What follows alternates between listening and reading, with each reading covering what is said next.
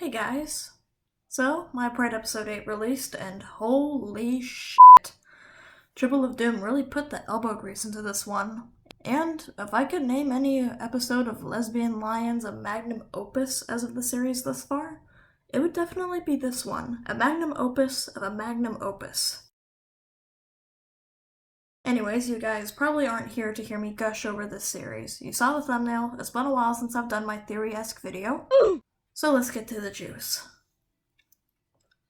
So this episode focused on the twisted story of Lite and Kyoga, and connected a lot of dots that had been sprinkled throughout the series. We figured out who Rain is, what Nothing keeps dreaming of, and holy shit, she's dead! Now, there's a lot of stuff going on in this episode.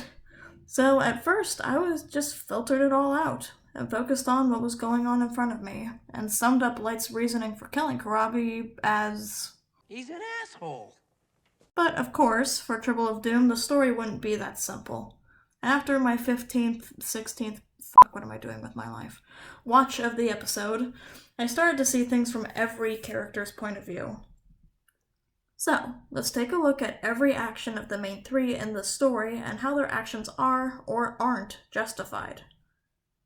Part 1. Lite. I know y'all want to hear it, so I'ma just say it. Lite, you fucked up.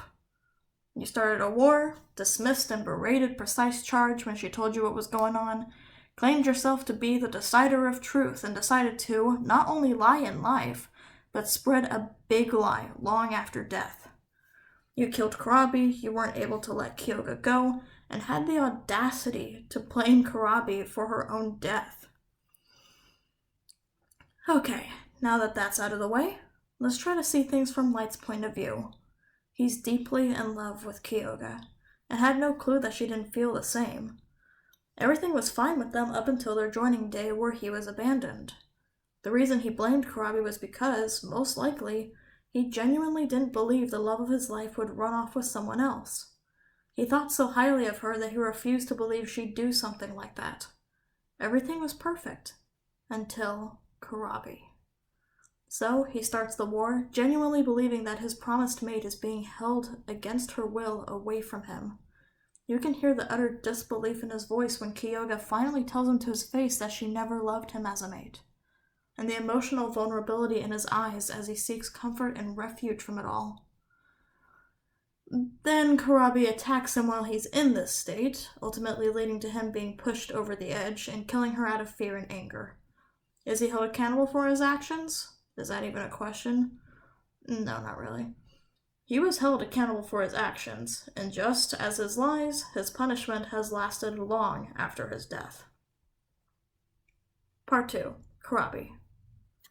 Now, we already know her actions pretty well. Karabi tried to get Kyoga to admit the truth to Lite, but ultimately ran off with her, allowing Kyoga to hide from Lite, leading to its fury that caused the war between their kingdoms. It's a common knowledge that breaking a promise, as important as that, would lead to war, and she made one other selective mistake. She attacked Lite in his vulnerable state, and just got off him like, oh, okay, I guess I'm not killing you? They should have run if they had let him go after a stunt like that. But, admittedly, looking at her point of view, she had already warned Lite to keep a distance. This lion has killed a lot of her kingdom. So, of course, she wouldn't let him get near her love. And when he gets too close, her only thought is to protect Kyoga. But her love calms her down, and foolishly, she gets off him. Now, despite her actions aren't nearly as morally backwards as Lite, she did make a few mistakes, but they were honestly punished way too hard. They were pretty honest mistakes, and her mercy shouldn't have led to her death.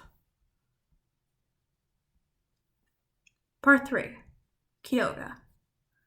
Despite being the victim in my eyes at first, with strict analysis, this is the character I'm most upset with. On one hand, she definitely shouldn't have gone through with the joining ceremony. She was right to listen to Karabi, but she listened in the wrong sense.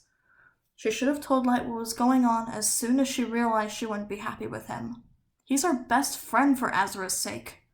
After all, he never really believed it until he heard it from her mouth.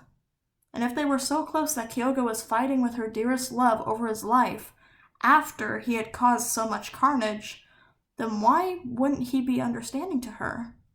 Sure, maybe approach him with witnesses and tell him the truth, and if he reacts badly, then she has a small group of lions to protect her, and then she can run away.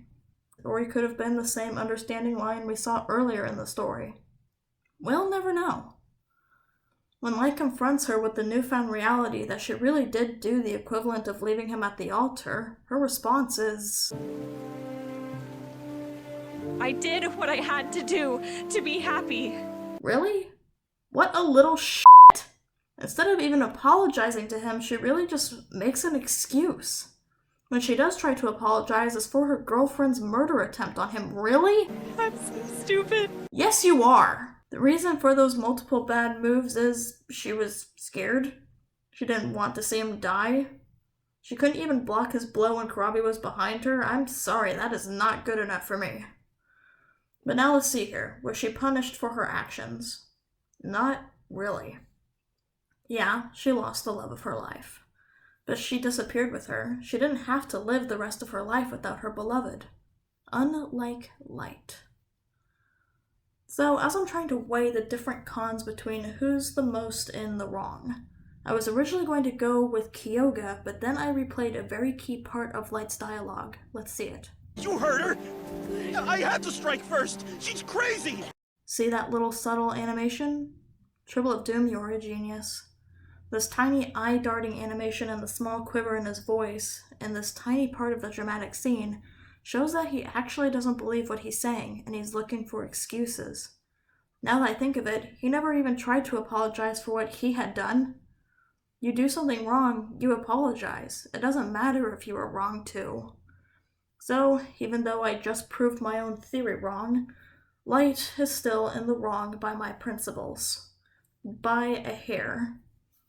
At least Kyoga tried to apologize. Even though her apology attempt was pretty weak, at least she tried. He didn't even try, come on. Well, even though that's sort of the end of the theory, there's still something to be said about Kyoga. If she had been honest from the start, the story might have been much different. Sure, it might have turned out the same, but at least the kingdoms would know the truth about Lite. He's an asshole. Why do you think Rain went to nothing, or Kyoga's host, if she didn't think it was Kyoga who had to fix things to make this right? For me. For you. For you! There isn't always a punishment for such actions. Sometimes the punishment is making it right. I hope in the episodes to come, it'll show more imperfections of characters, and how the goddesses themselves are imperfect. The goddesses don't make mistakes. Yeah, right. But anyway, that's all for now. See you on the other side.